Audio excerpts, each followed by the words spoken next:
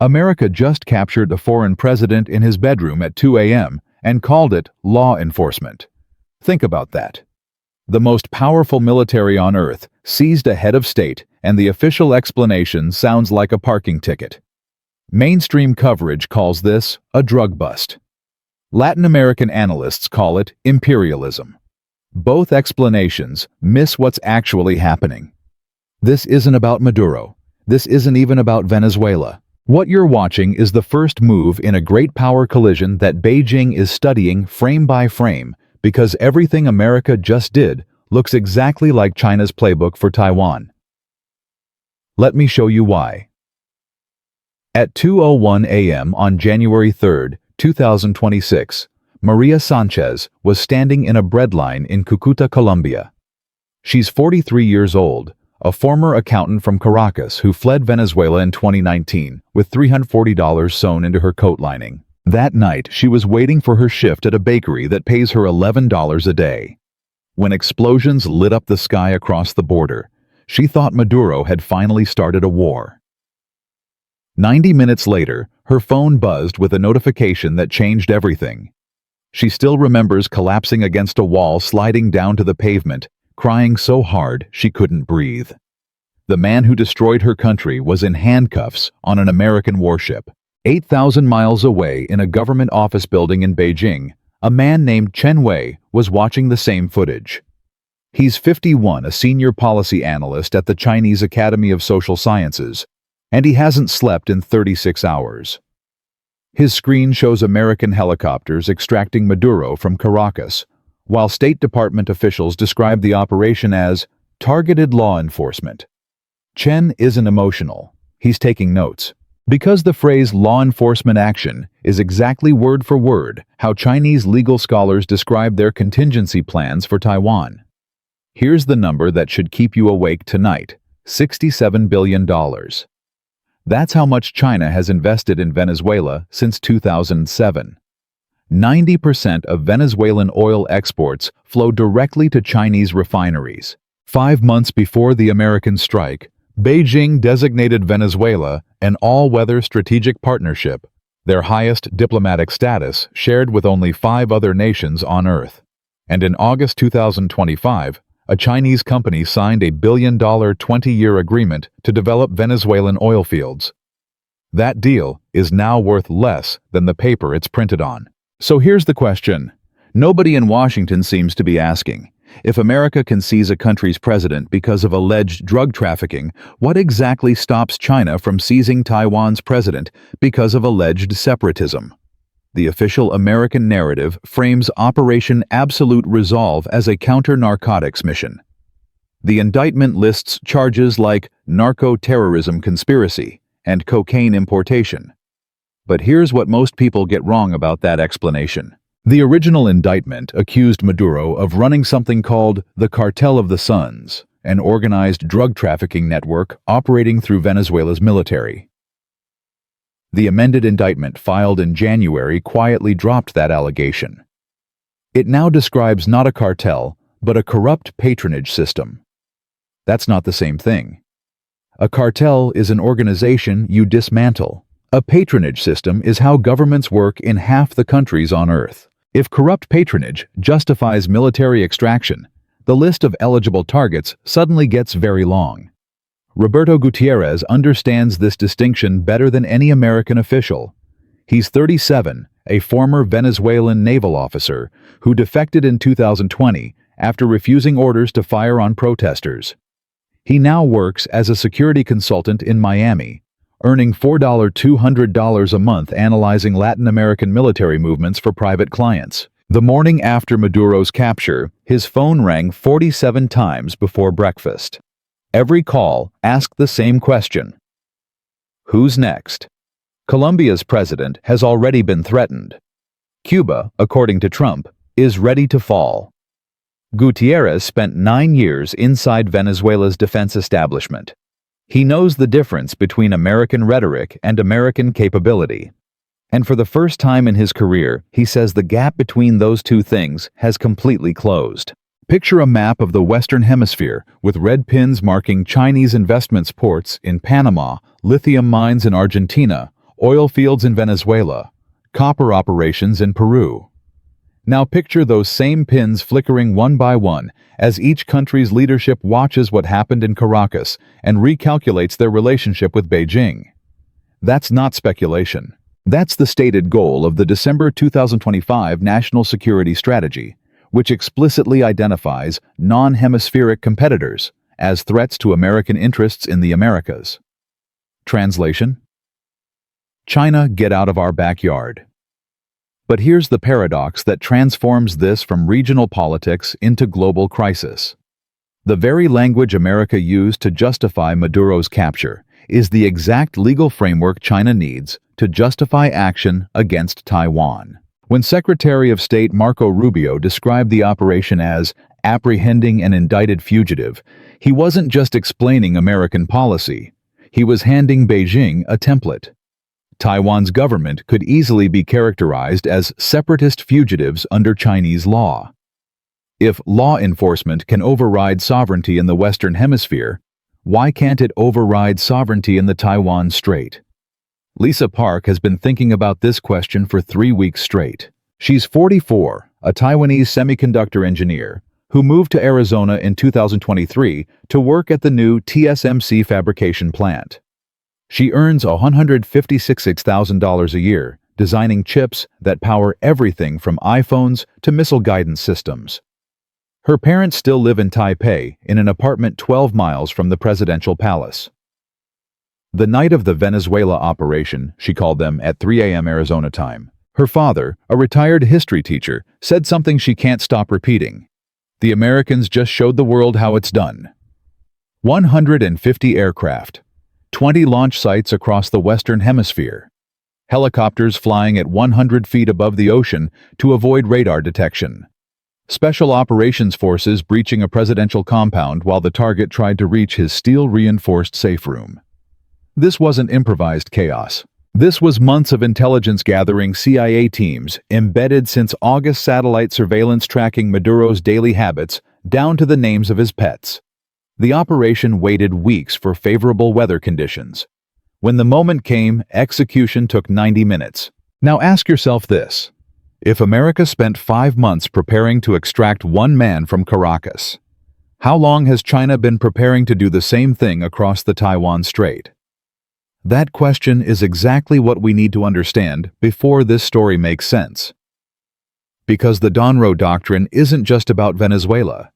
It's about the rules that govern how great powers behave and what happens when those rules start to change. To understand why Operation Absolute Resolve matters beyond Venezuela, you need to understand a doctrine that most Americans have never heard of, even though it's shaped every military intervention in the Western Hemisphere for 200 years. On December 2, 1823, President James Monroe stood before Congress and delivered 7 paragraphs that would define American foreign policy for the next 2 centuries. The message was simple. Europe stays out of the Americas, and America stays out of Europe. At the time, this was almost laughable. The United States had a navy smaller than Portugal's. The Army couldn't have defended Boston, let alone the entire hemisphere. But Monroe wasn't speaking to his own generation. He was planting a flag for the future. Here's how the mechanism actually worked. The Monroe Doctrine wasn't enforced by American power, it was enforced by British ships. Britain wanted Latin American markets open for trade, not locked up in Spanish colonies. So the Royal Navy quietly guaranteed Monroe's bluff, while America pretended it was their idea. Think of it like a small business owner who puts up a protected by security company sign when he's actually relying on his bigger neighbor's alarm system. The sign works because nobody tests it. For 60 years, nobody tested the Monroe Doctrine either. James Henderson would have understood this dynamic perfectly. He's 68 now, a retired history professor from the University of Texas who spent 40 years teaching Latin American studies. He still remembers the exact moment he realized American students had no idea how their own hemisphere worked. It was 1991, right after the Gulf War, and a graduate student asked him why the United States had never invaded a country in Latin America the way it invaded Iraq. Henderson laughed so hard he had to leave the classroom. The answer, of course, is that America has invaded Latin American countries at least 40 times since 1890. Guatemala, Nicaragua, Panama, Haiti, the Dominican Republic, Grenada. The list goes on. The Monroe Doctrine didn't prevent intervention. It justified it. The transformation happened in 1904 when Theodore Roosevelt added what historians call the Roosevelt Corollary. The original doctrine said Europe couldn't interfere in the Americas. Roosevelt's addition said that if any Latin American country became unstable enough to invite European interference, America would intervene first. Picture a homeowner who tells his neighbors they can't enter his property, then adds that he'll also enter their properties whenever he decides they're not maintaining their yards properly. That's the Roosevelt Corollary. It turned a defensive doctrine into an offensive one. Now here's what most people get wrong about this history. They assume the Monroe Doctrine faded away after World War II, replaced by international institutions and multilateral diplomacy. Every president from Eisenhower to Obama carefully avoided invoking it by name. The phrase became embarrassing, a relic of gunboat diplomacy that sophisticated diplomats didn't mention in polite company. But the mechanism never stopped operating. It just went underground, hiding behind terms like regional security and hemispheric stability. When the United States overthrew Guatemala's government in 1954, nobody called it Monroe Doctrine enforcement. When America supported coups in Chile and Argentina in the 1970s, the official language was anti-communism. The doctrine was always there. It just learned to speak in code. So why does this matter now? Because Donald Trump has done something no president has done in 70 years. He said the quiet part out loud. Imagine a map of the Western Hemisphere appearing on screen with dates marking each American intervention. 1954, Guatemala, 1961, Cuba, 1965, Dominican Republic, 1973, Chile, 1983, Grenada, 1989, Panama. Now add a new pin for 2026. Venezuela, but make this one a different color, because this time the president didn't hide behind euphemisms. He called it the Monroe Doctrine and said American dominance in the Western Hemisphere will never be questioned again. Carmen Reyes watched that press conference from her apartment in Mexico City.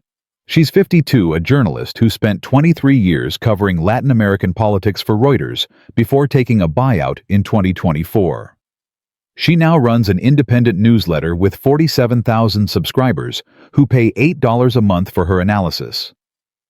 The morning after Trump's announcement, she wrote a single sentence that got shared 200,000 times. He's not changing the policy, he's just removing the mask.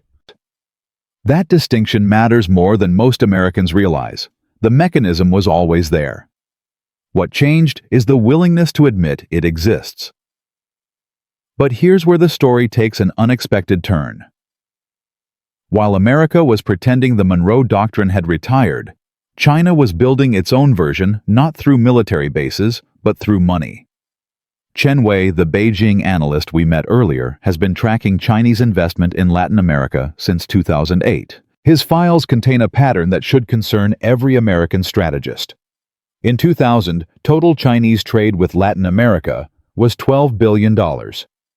By 2023, it reached $450 billion. China became South America's largest trading partner, surpassing the United States. And unlike American investment, which flows primarily through private companies seeking profit, Chinese investment flows through state-controlled entities seeking influence. The Belt and Road Initiative extended to Latin America in 2018. By 2025, 22 countries in the region had signed cooperation agreements with Beijing. Think of it like two neighbors competing to befriend everyone on the block. America shows up occasionally with demands and criticism. Stop trafficking drugs, improve your human rights record, privatize your industries. China shows up consistently with gifts. Here's a port, here's a stadium, here's a loan with no conditions attached. Which neighbor would you rather invite to your barbecue? This is the mechanism Trump is trying to disrupt. The Monroe Doctrine isn't primarily about Venezuela.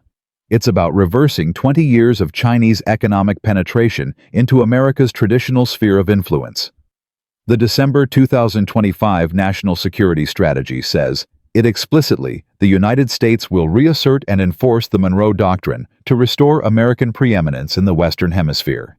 And the document identifies non-hemispheric competitors as the primary threat. That phrase means China. Roberto Gutierrez, the former Venezuelan naval officer now working in Miami, saw this competition up close during his years in Caracas.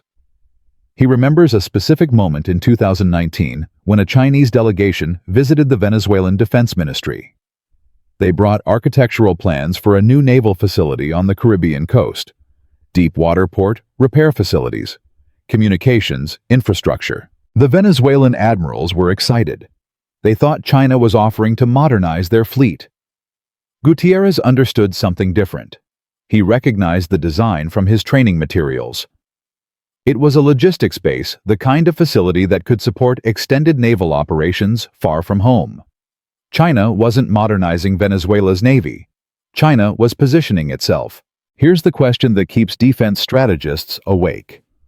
What happens when a rising power builds infrastructure in another superpower's backyard, and that superpower decides to push back? The answer historically is not peaceful. When great powers compete for spheres of influence, the countries caught in between tend to suffer the most. Germany and Russia competed for influence in Eastern Europe before World War I. The result was Poland being erased from the map. America and the Soviet Union competed for influence in Southeast Asia. The result was Vietnam. Now America and China are competing for influence in Latin America, and Venezuela just became the first country to feel the full weight of that collision. Lisa Park, the Taiwanese engineer in Arizona, has been following this pattern closely because she understands where it leads. Her father's generation lived through the Chinese Civil War. Her mother's generation lived through the Cold War standoffs in the Taiwan Strait. She knows what happens when great powers draw lines and dare each other to cross them. Someone eventually crosses. The Monroe Doctrine told Europe to stay away from the Americas. The Roosevelt Corollary said America could intervene whenever it wanted. Now the Monroe Doctrine is adding something new, not just intervention, but extraction, physically removing leaders who align with the wrong side. The mechanism has escalated, and China is watching every move, studying every justification, learning exactly how America explains seizing a sovereign nation's president in his sleep. What Beijing does with that education is the question that will define the next decade of global politics. Because if spheres of influence are back then, the rules that prevented great power conflict since 1945 are officially suspended. And the first test of those new rules won't happen in Latin America. It will happen somewhere much closer to China's version of the Monroe Doctrine. It will happen in Taiwan. The official story goes like this. Nicolas Maduro was a drug trafficker who threatened American national security, so the United States conducted a law enforcement operation to bring him to justice. That story is a lie. Not because Maduro was innocent, he wasn't, but because the justification masks something far more significant happening beneath the surface. Let me show you what I mean. The indictment against Maduro lists charges of narco-terrorism, conspiracy, cocaine importation, and possession of destructive devices. Standard drug kingpin charges. But here's the detail that should make you pause. The original 2020 indictment accused Maduro of leading something called the Cartel of the Suns, an organized criminal enterprise allegedly running cocaine through Venezuela's military. That accusation justified years of sanctions, diplomatic isolation, and eventually military action. But when prosecutors filed the amended indictment in January 2026, that allegation quietly disappeared. The new document describes not a cartel, but a corrupt patronage system. Read that again. The justification for capturing a sitting president changed after the capture already happened. Roberto Gutierrez, the former Venezuelan naval officer we met earlier, spotted this immediately. He spent a weekend in his Miami apartment comparing the two indictments line by line, highlighting every change in red ink. By Sunday night, his desk looked like a crime scene. The legal distinction matters enormously. A cartel is a criminal organization with structure, hierarchy, and operational purpose. A patronage system is how politics works in dozens of countries, including several American allies. Saudi Arabia runs on patronage. So does the United Arab Emirates. If corrupt patronage justifies military extraction, then the legal barrier to intervention has effectively collapsed. So why did nobody in mainstream media report this change? Why did the networks that covered Maduro's capture for 72 hours straight never mention that the foundational accusation had been withdrawn? Here's the answer, and it's not a conspiracy. It's simpler than that. The operation succeeded. In American media, success sanitizes everything. When the helicopters lifted off from Caracas with Maduro in custody and 0 American casualties, the legal details became irrelevant. Victory wrote its own justification. But 5,000 miles east in a government compound in Beijing, those legal details were being analyzed with extreme precision. Chen Wei, the policy analyst we've been following, assembled a team of 12 researchers the morning after the operation. Their assignment was simple: document every legal argument the United States used to justify the intervention and map those arguments onto potential Chinese actions in East Asia.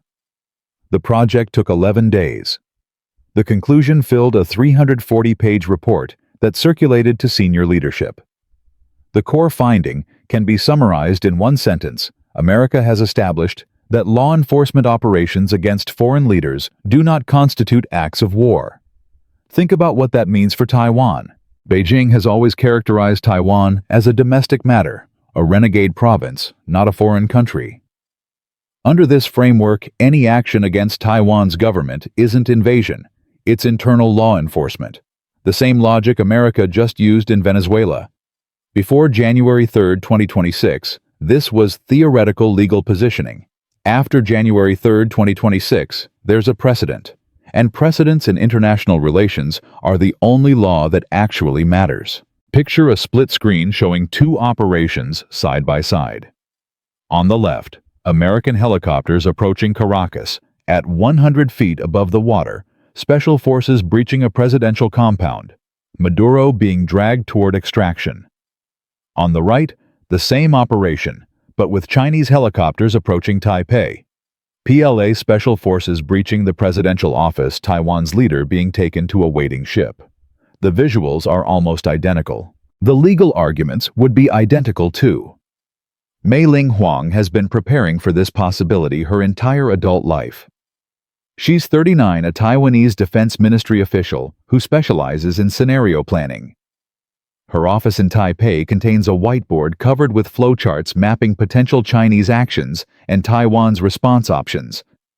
The morning after Venezuela, she erased everything and started over. The old scenarios assumed China would need to justify military action to the international community, that global opinion would constrain Beijing's options. That assumption no longer holds.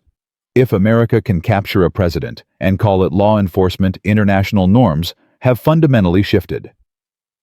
Huang's new scenarios are darker. They assume China will act when ready, explain later, and trust that success creates its own legitimacy. She hasn't slept more than 4 hours a night since January 3rd. Now here's the twist that transforms this from geopolitical analysis into something more immediate. The United States doesn't actually want China to learn this lesson. American strategists understand the Taiwan parallel. They've wargamed these scenarios for decades. So why would the Trump administration hand Beijing such a useful precedent?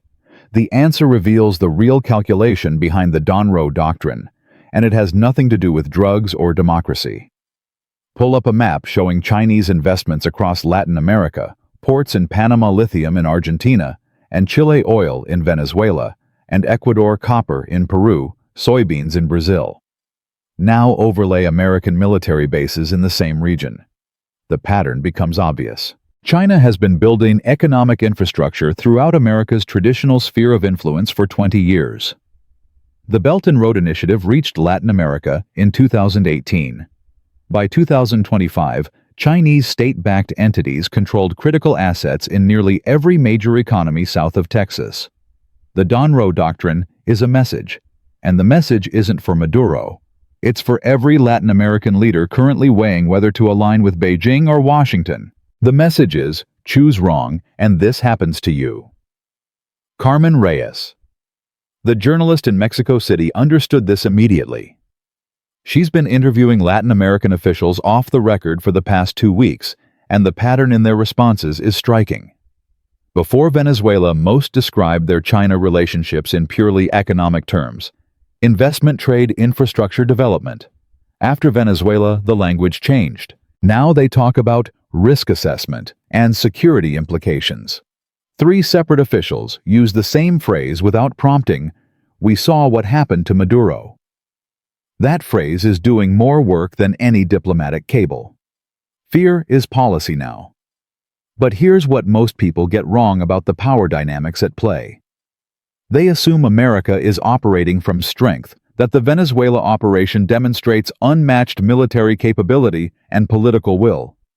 The reality is more complicated. America acted in Venezuela precisely because it's losing the economic competition with China in Latin America. The Donroe Doctrine isn't a victory lap. It's a desperation play. Pause for a moment and consider the numbers. In 2000, the United States was the top trading partner for virtually every country in Latin America. By 2025, China had taken that position in South America. Chinese loans to the region exceeded $140 billion, often with fewer conditions than American alternatives. When Ecuador needed emergency financing in 2020, they didn't call Washington. They called Beijing. When Argentina restructured its debt, Chinese banks were at the table. The economic battlefield was already lost before the first helicopter lifted off from Puerto Rico. So America played the only card it had left: military force. Jorge Castillo saw this calculation up close. He's 54, a former Colombian trade minister, who now runs a consulting firm advising multinational corporations on Latin American markets. His office in Bogotá has a view of the mountains where 40 years ago, American-backed operations targeted drug cartels. He remembers his father explaining that those operations weren't really about drugs. They were about demonstrating that America controlled what happened in the region. The Donroe Doctrine, Castillo says, is the same strategy updated for a new enemy. Swap cocaine cartels for Chinese influence. The mechanism is identical. Last month, Castillo lost his largest client, a Chinese telecommunications company, that decided to pause all Latin American expansion pending clarification of the regional security environment. That's corporate language for "we're not sure it's safe to invest here anymore." His firm's revenue dropped 40% in 3 weeks. Here's the rage moment that should make your blood pressure rise. Maria Sanchez, the Venezuelan refugee. We met at the beginning, is still working in that Cucuta bakery for $11 a day. She cried when Maduro was captured because she thought it meant she might finally go home. 3 weeks later, nothing has changed. Venezuela's new interim government is struggling to establish authority. The economy remains in ruins. The 7 million refugees scattered across Latin America have no path back. But you know who's doing fine. The American defense contractors who supplied the helicopters. The intelligence consultants who tracked Maduro's movements. The Washington lobbyists who spent years advocating for regime change. The operation cost an estimated $780 million. Maria Sanchez makes $330 a month.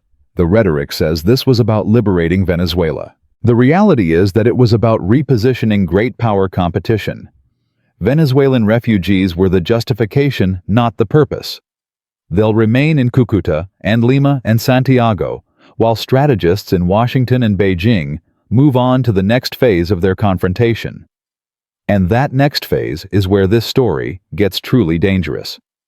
Because China's response to the Donroe Doctrine won't happen in Latin America. Beijing doesn't have the military reach to challenge American dominance in the Western Hemisphere, not yet. Their response will come where they do have dominance. It will come in their own backyard. It will come with the same legal arguments America just validated. And it will come sooner than most analysts expect.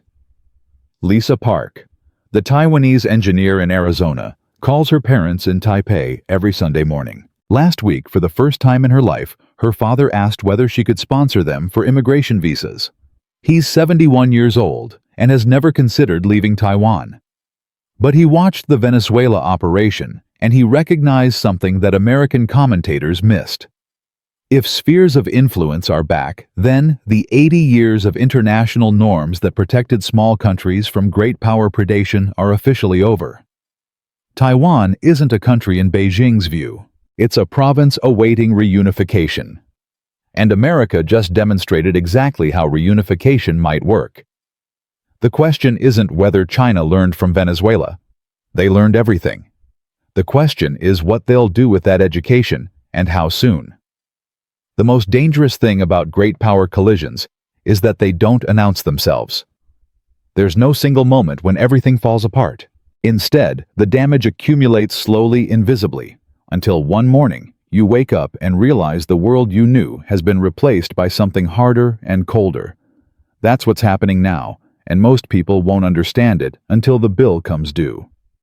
Let me show you what the next 10 years look like through the lives of people already caught in this machinery. Maria Sanchez is still in Cucuta, still making $11 a day at that bakery. But her trajectory over the next decade isn't what you'd expect. The Venezuelan transition government that replaced Maduro is struggling to establish legitimacy. International recognition remains disputed. Chinese companies that controlled critical infrastructure have suspended operations indefinitely, waiting to see which way the political winds blow. The economy, already devastated by years of mismanagement, has entered a new phase of paralysis. Investment that might have flowed in after regime change is frozen because nobody knows the rules anymore. By 2028, Maria will still be in Colombia. Her savings, currently at $1,400, after 4 years of work will have grown to approximately $3,200, not enough to restart a life in Caracas, where hyperinflation has made the bolivar essentially worthless. By 2034, she'll be 51 years old, a permanent refugee in a country that never wanted her, working a job that will never pay enough to matter. Her story isn't unique. It's the story of 7 million Venezuelans who thought regime change meant going home. It didn't. Regime change meant geopolitical repositioning. The refugees were never the point. Now contrast that with someone who understood exactly what was coming. David Chen is 43, a hedge fund manager in Connecticut who specializes in emerging market debt. In November 2025, 3 weeks before the national security strategy was released, he began systematically shorting Venezuelan bonds and any Latin American assets with significant Chinese exposure. His fund didn't know about the coming operation. Nobody outside the White House and Pentagon did. But Chen had studied the Monroe Doctrine's history. He recognized the rhetorical patterns. When Trump started talking about hemispheric dominance, Chen heard money. By the morning of January 3, 2026, his positions were already in place. The market chaos that followed Maduro's capture generated $47 million in profits for his fund in 72 hours. His personal share after fees was $11.2 million. By 2034, if current trends continue, Chen's net worth will exceed $180 million. He'll own homes in Greenwich, Aspen, and the Bahamas. His children will attend schools that cost more per year than Maria Sanchez earns in a decade. This is not a story about good people and bad people. David Chen broke no laws. He simply understood how power works and positioned himself accordingly. Maria Sanchez did nothing wrong either. She just happened to be born in a country that became a pawn in someone else's chess game. The system isn't designed to be fair. It's designed to reward those who understand it and punish those who don't. But here's what most people get wrong about the long-term consequences of the Monroe Doctrine. They focus on Latin America when the real damage will happen somewhere else entirely. Imagine a timeline stretching from 2026 to 2036 with 2 parallel tracks. The top track shows American military spending in the Western Hemisphere, naval deployment space, expansions, intelligence operations. The bottom track shows Chinese military spending in the Asia-Pacific aircraft carriers, missile installations, amphibious assault capabilities. Both lines rise together, each increase on one side triggering a response on the other. By 2030, the combined spending exceeds $2 trillion annually. By 2034, it approaches $3 trillion. That money comes from somewhere, and where it comes from reveals who actually pays for great power competition. Lisa Park. The Taiwanese engineer in Arizona has been doing her own calculations. Her salary at TSMC is $156,000 per year, excellent by any normal standard. But her retirement projections have changed dramatically since January. Before the Venezuela operation, her financial advisor assumed a stable investment environment with average annual returns of 7%. After Venezuela, the models incorporate geopolitical risk premiums that reduce expected returns to 4%. That 3-point difference compounded over 25 years represents approximately $1.2 million in lost retirement wealth. She didn't make any bad decisions. She didn't take any unusual risks. She just lives in a world where great powers have decided to start competing again. By 2034, Lisa will be 52. If the Taiwan Strait remains peaceful, she'll have accumulated roughly $2.8 million in retirement savings, enough for a comfortable life. But if the confrontation that began in Caracas escalates to the Pacific, those savings could evaporate overnight. War doesn't need to actually happen for wealth to disappear. The possibility of war is enough to redirect capital, disrupt supply chains, and crash markets. Lisa's future depends entirely on decisions being made by people who don't know her name and wouldn't recognize her face. Here's the question nobody in Washington seems to be asking. What happens when the world's two largest economies organize themselves around military competition instead of economic growth? We have a historical example, and it's not encouraging. The Cold War consumed approximately $8 trillion in American military spending over 45 years. That money didn't build hospitals, schools, or infrastructure. It built weapons that were never used and bases that no longer exist. The Soviet Union spent itself into collapse trying to keep pace. America survived, but the cost was decades of underinvestment in everything that actually makes life better. Now consider that the Cold War adversary had an economy 1/4 the size of America's. China's economy is roughly equal in purchasing power. The competition will be more expensive, more sustained, and more destructive to everything else governments are supposed to do. Roberto Gutierrez has been thinking about this from his apartment in Miami. The former Venezuelan naval officer is 47 now and has applied for American citizenship 3 times. Each application was rejected due to his military background, even though he defected specifically because he opposed Maduro. By 2034, if current immigration policies continue, he'll be 55 and still waiting. His security consulting work has dried up since the Venezuela operation. Clients who wanted analysis of Latin American military movements now want analysis of Chinese movements in the Pacific. His expertise became obsolete overnight. Meanwhile, Jennifer Walsh is thriving. She's 38, a defense lobbyist in Washington who represents 3 major aerospace contractors. Her job is to translate geopolitical tension into government contracts. The Donroe Doctrine has been excellent for business. In the 6 weeks since Maduro's capture, her clients have secured $4.3 billion in new Pentagon commitments for Western Hemisphere operations. Her commission on those deals exceeds $800,000. By 2034, if the confrontation continues escalating, she projects her cumulative earnings will exceed $15 million. Jennifer doesn't create the tension, she just profits from it. Roberto doesn't deserve his fate. He just backed the wrong horse at the wrong time. The system sorts people into winners and losers based on criteria that have nothing to do with merit, effort, or morality. So who actually benefits from the Donroe Doctrine over the long term? Defense contractors benefit. Their order books are full for the next decade. Intelligence agencies benefit. Their budgets are expanding faster than at any time since September 11th.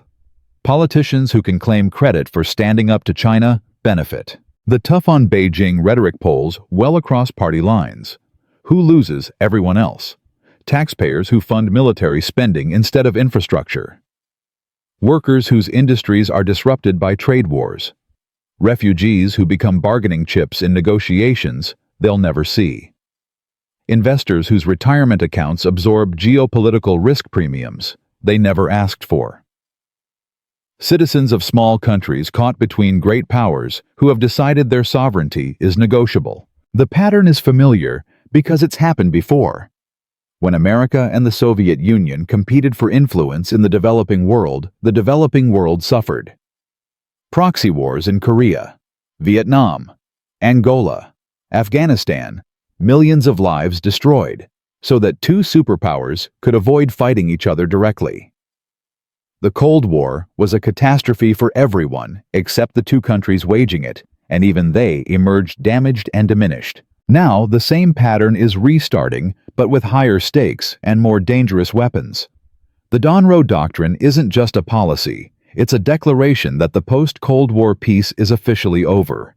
The rules that governed international relations for 30 years, rules that said borders were fixed, sovereignty was respected, and disputes were settled through institutions, those rules have been suspended. What replaces them is older and simpler. Spheres of influence, great power competition, and the understanding that small countries exist at the pleasure of large ones. Chen Wei, the Beijing analyst, submitted his 340-page report on the Venezuela operation 3 weeks ago. He hasn't received feedback yet, which in Chinese bureaucratic culture usually means the report is being taken seriously. His projection for the next decade is classified, but colleagues say he's deeply pessimistic about avoiding confrontation.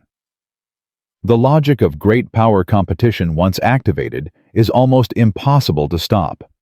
Each side responds to the other's moves with escalation. Each escalation makes the next one more likely. The spiral continues until someone miscalculates or someone backs down. Nobody has backed down yet. And that brings us to the present moment, to the choices still being made, the paths not yet closed, and the question that will define the next generation of global politics. The Monroe Doctrine has set America on a collision course. China is responding. The machinery of great power competition is spinning up. The only question left is whether anyone can stop it before the damage becomes irreversible. And to answer that question, we need to understand what options actually remain. Let me bring you back to where we started, because the pattern that began in Caracas at 2 a.m. is already repeating in ways most people haven't noticed yet.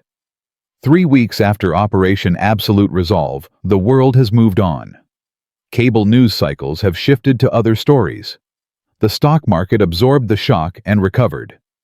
Maduro sits in a Manhattan detention facility awaiting trial, already fading from headlines. But the machinery set in motion that night continues operating in the background, grinding forward with a logic that doesn't require attention to function. Maria Sanchez is still in Cucuta. I called her last week to ask what changed after Maduro's capture. She laughed, not bitterly, just tired. "Nothing changed for me," she said. "I still wake up at 4 a.m. I still make bread for people who aren't my people. I still send money to my mother in Caracas, and it still isn't enough." She paused. "The only difference is, now Americans feel good about themselves. They caught the bad guy, problem solved." She hung up before I could respond. Maria understands something that most analysts miss. Regime change doesn't equal liberation. It equals repositioning. The players change, but the game continues. Venezuela's new government is struggling to establish authority precisely because the intervention wasn't designed to help Venezuelans. It was designed to send a message to Beijing. The message was received. The Venezuelans were incidental. Picture a world map with arrows showing the flow of consequences from January 3, 2026. One arrow points to Beijing, where military planners are updating their Taiwan contingencies. Another points to Brussels, where European officials are questioning whether American alliance commitments mean anything anymore. A third points to Moscow, where strategists are noting that regime change operations are back in fashion. A fourth points to every small country with resources that a great power might want. lithium in Bolivia, copper in Zambia, rare earths in Myanmar. Each of those countries is now recalculating their security assumptions. Here's the contrarian point that nobody in Washington wants to hear. The Monroe Doctrine might succeed in pushing China out of Latin America. It might even restore American dominance in the Western Hemisphere for another generation. But it will fail at the thing that actually matters, because you cannot build a stable international order on fear. Chen Wei, the Beijing analyst, explained this to me through an intermediary last week. He can't speak to Western journalists directly, but his message was clear. America has reminded us why we need to be stronger, he said. Every general in China watched those helicopters leave Caracas and thought the same thing: that could be Taipei. That could be us. You didn't deter us. You motivated us. This is what most people get wrong about great power competition. They assume it's a zero-sum game where one side's gain is the other side's loss. Sometimes that's true, but more often both sides lose together. America's show of force in Venezuela will accelerate Chinese military modernization. That acceleration will trigger American responses. The spiral will continue until someone miscalculates, or the weight of military spending crushes everything else both countries are trying to accomplish. Lisa Park called her parents in Taipei again last Sunday. This time, her mother answered. Her father was at the hospital, nothing serious. Just a checkup, but the conversation turned to something she'd been avoiding. Her mother asked directly, "Should we leave?" Lisa didn't have an answer. She still doesn't. The semiconductor engineer who moved to Arizona to build the future is now wondering whether her family has a future at all. But here's what Lisa has started doing, and I think it offers a framework for anyone watching this video. She stopped trying to predict what would happen and started asking better questions. Not, will there be a war, because nobody can answer that. Instead, what would I do if the situation in Taiwan deteriorated? Where would my family go? What assets do I have that could survive a crisis? She's not panicking. She's not making dramatic moves. She's just thinking clearly about possibilities she used to ignore. That's the only advice I can offer, and it isn't financial advice at all. It's a way of seeing. When you watch the news, don't ask, what does this mean for markets? Ask instead, what pattern is this reinforcing? Who benefits from this narrative? What would I need to believe for the official explanation to be complete? Roberto Gutierrez, the former Venezuelan naval officer, has adopted the same approach.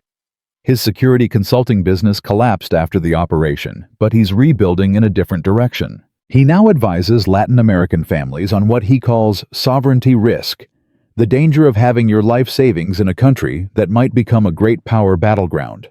His client list is growing. It turns out a lot of people are starting to ask the questions they used to avoid. Let me close the loops we opened throughout this video. The Monroe Doctrine told Europe to stay away. The Roosevelt Corollary said America could intervene at will. The Monroe Doctrine adds something new, the willingness to physically extract leaders who align with the wrong side. Each evolution expanded American power in the Western Hemisphere, and each evolution created consequences that took decades to fully emerge. The $67 billion China invested in Venezuela didn't disappear when Maduro was captured. It's still there, ports, oil fields, infrastructure, waiting for someone to claim it. The 7 million Venezuelan refugees didn't go home. They're still scattered across Latin America, still waiting for a stability that regime change didn't provide. The precedent America established didn't stay in Caracas. It traveled instantly to every capital, where leaders are calculating whether cooperation with China is worth the risk. So here's the signature line. I want you to remember the thread that connects everything we've discussed. Great powers don't compete for resources. They compete for rules, and whoever writes the rules decides who wins. The Monroe Doctrine is an attempt to rewrite the rules of the Western Hemisphere to establish that American power is the only power that matters in this half of the world. China's response will be an attempt to write similar rules for the Asia-Pacific. The collision between these two rule systems is the defining feature of the next generation of global politics. Jennifer Walsh, the defense lobbyist in Washington, understands this perfectly. Her business model depends on the collision continuing. David Chen, the hedge fund manager in Connecticut, is already positioning for the next phase. They'll both be fine. The question is whether the rest of us will be. I started this video by asking why Beijing was studying Operation Absolute Resolve frame by frame. The answer should be clear now. They weren't watching a drug bust. They were watching a masterclass in how to justify seizing a foreign leader using the language of law enforcement. Every legal argument, every diplomatic justification, every media narrative, all of it translates directly to how China could explain a Taiwan operation to a world that has already accepted the precedent. This isn't prediction. It's pattern recognition. The same forces that drove European powers into World War I. The same logic that created the Cold War. The same mechanisms that turned small conflicts into global catastrophes. All of it is activating again right now in real time. We're not at the end of history. We're at the beginning of a very old story that most people thought was finished. The Monroe Doctrine shaped 2 centuries of Western Hemisphere politics. The Monroe Doctrine will shape whatever comes next. The only thing we don't know is whether what comes next will be manageable, a new Cold War tense but contained, or something worse. Maria Sanchez will still be making bread in Cucuta tomorrow morning. Lisa Park will still be worrying about her parents in Taipei. Chen Wei will still be writing reports that circulate to Chinese leadership. The machinery keeps turning regardless of whether we pay attention. But here's the thing about paying attention. It doesn't change the machinery. It changes you. You start seeing patterns others miss. You start asking questions others avoid. You start making decisions based on how the world actually works, not how you wish it worked. That's not hope, and it's not despair. It's just clarity. And in a world where great powers are rewriting the rules, clarity might be the only advantage any of us have left. The Monroe Doctrine told Europe to stay out. The Monroe Doctrine just told the world that the rules have changed. Beijing received that message. The only question now is whether they'll respond in Latin America or in the Taiwan Strait.